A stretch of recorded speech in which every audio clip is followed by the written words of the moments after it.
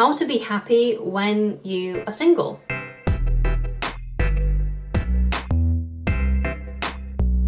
Hi guys, my name is Loveridge and I'm a dating, relationship and personal development coach, and today I'm talking about how to be happy when you are single. One of the things that really helped me along my journey before I obviously met my fiance was I actually got to a point where I was happy being single. I was okay with it, and I was single for a good couple of years before I got into the relationship that I am in now. And I enjoyed it. I enjoyed my alone time. I made use of my time basically. The time that I had alone, I used it to grow as a person. So I used it to listen to audiobooks, listen to lectures, read books. I basically used my time well.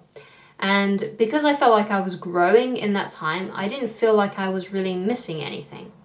Now, of course, it's great to be in a relationship, and I love the relationship I'm in now. But one of the freeing things about the relationship I'm in now is if something goes horribly wrong, like somehow my fiance leaves me, or I leave them if they do something that disrespects me, I know that I can be happy when I'm single. So it takes away this attachment to being with someone, because I know that if I was single again, that would be okay. I'm okay with being alone. I'm okay of using that time well. Because of that, it's made this relationship that I'm in now, and hopefully for the rest of my life, to be the best relationship I've ever been in, because I know that if something were to happen, I would be okay. I'm okay being on my own. And that is very, very freeing. And that's why it's important for people who are single to learn how to be happy while they are single. So my advice to you is, if you are not happy right now and you're single, and you really want to be with someone, focus on learning to be happy on your own first. Now, this doesn't mean that you can't go out on dates, you can't be trying to meet someone, but when you are alone and you do have that alone time, make the most of that time when you are alone. Learn to enjoy your time while you're alone. And basically what I mean by this is, do stuff that empowers you. Do stuff that is good for you in your alone time. So obviously don't do things that are bad for you, because that way you're going to not enjoy your alone time. So even if something feels good in the moment, so let's say like binge eating a load of junk food, or drinking, or doing any other kind of behavior that it feels good in the moment but isn't really good for you in the long run, you won't feel good. Okay, you feel good in the moment, but it's not good for you, and you will feel miserable. You won't feel good. But if you're doing stuff that is growing you, that is improving you, that makes you feel like you're making progress in life, and you can do that by online learning, or you might be learning anyway, just studying more if you're at school, just making the time that you have alone as empowering as possible. Now, obviously, you don't have to be such a go-getter that you're doing something like that every single day, but just make the most of that time that you do have alone, and learn to enjoy it. And you learn to enjoy it by doing things that do empower you, by finding a way to grow. Now, I don't know what it is for you. I know what it is for me. I love listening to audio programs, audiobooks, lectures. I like reading.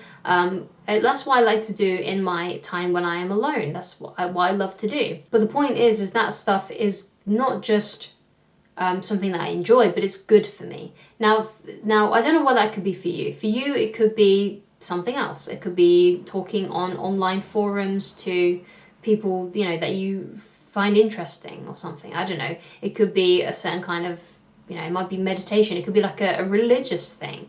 It could be playing video games. Whatever it is for you. But the point is that it's good for you and it makes you feel good about yourself. That's the kind of stuff that you need to do in your alone time. Now, like I said, there are times when you are going to be doing things and you think it's good for you, but in the long run, it's not good for you. So I say video games obviously is something that might be good for you, but it's only good for you if after the end of it you feel like you did something with your life, rather than I was just doing it to avoid things. Because that's something that I used to do. I used to play video games as an escape rather than something that I did because I really enjoyed it. The best way to know if something is good for you is if you don't regret it later on. So if you play video games on the weekends, and then during the week you're thinking back on the weekend and wishing you hadn't wasted it playing video games, then obviously that's not good for you. Now, this doesn't mean you can't play video games, it just means that perhaps you shouldn't be doing it as much. And you should be incorporating other things into your days when you have free time that do empower you and do make you feel good and glad that you did it. Anything that makes, like, in the long run makes you feel like you're glad that you did it is good for you. Because while you're single, what you should be doing is creating the lifestyle that you want for yourself, that you should be trying to and do the things that will help you get to a life that you are proud of having. Now, this might be an ongoing process. I definitely do think it's a long-term process that to go through. But you know, this is the idea. You know, you need to be creating a lifestyle that you want. And if you are happy in your life, if you're happy with the things that you're doing, if you are happy with the way that you're spending your time, you will come across when you are on dates with, you know, people that you like and potential people to be with in a relationship with. They will sense that from you. They will sense that you like your life. And if you don't like your life, other people can see it. They might have, especially if you're, let's say, masculine and you're trying to find a feminine woman. Women are very in tune with their emotions and basically just very intuitive. So they'll be able to tell a miserable person from a happy person, okay? And people tend to really like to be around people that are happy. Generally, you know, that's the general rule. We like to be around people that make us feel good. And if you don't feel good about yourself, then you're giving that vibe off whether you know it or not, and women are picking up on it. Anyone who is feminine, so it could be a feminine guy could pick up on that as well. That's one of the importance, especially if you are single right now and you do want to be with someone, and you're not happy right now, you need to be finding ways to make yourself more happy. And when I say, obviously happy is such a big word, as in there are many forms of it, right? But you are doing stuff that's good for you, basically, and you're pleased at least with the way things are going in your life. If you're pleased with the way things are going, that will come across when you are talking to people that you like, and they'll be able to sense that. They'll be able to sense that you have passion for your life, you're enjoying the things that you do, you just come across as more happy, and that is attractive. So when you go on a date with someone, let's say the person you go on a date with, they might be dating, you know, have another date lined up with a bunch of other people, you know. So they might be going out on, you know, let's say a date a week with someone new. And they might have all these other people that they might be talking to. But most of them that they're probably talking to probably don't like their life. So it's very uncommon to actually meet someone who is 100%, who is happy with the way things are going in their life. It's very rare to meet someone like that. So if you are like that, you will be blowing out the competition. They will be more drawn to you because you are happy with your life and your circumstances. Now, that doesn't mean that you don't want more. Of course, there's always new heights and new things to explore. One of those things obviously will be a relationship, a committed relationship, if that's what you want. Obviously, happiness is a process. It's something, you know, you're always reaching for new things, and I feel like that's probably the best place to always be trying to grow, because if you are in the same place, you kind of become complacent and then you progressively get worse.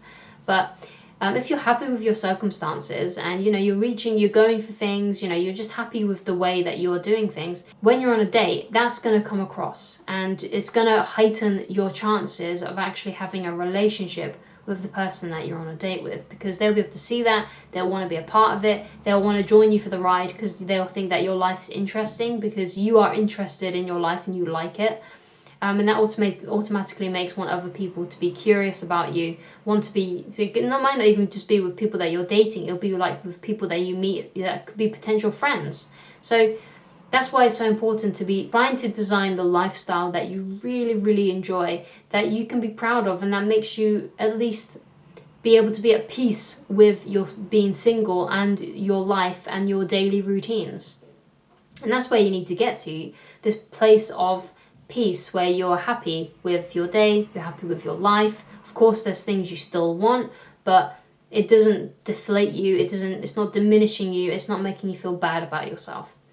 So anyway, I hope this has made sense. I hope it's helped you understand how to be more happier when you're single, to make use of that time. If you would like help with me personally, then please go to www.christineloveridge.com/shop to get coaching with me, or you can send me an email using the email address provided in this video's description box. If you would like me to discuss something in a future video, then please leave a comment down below and I'll try to do it as quickly as I possibly can. And I shall talk to you again very soon. Goodbye, guys.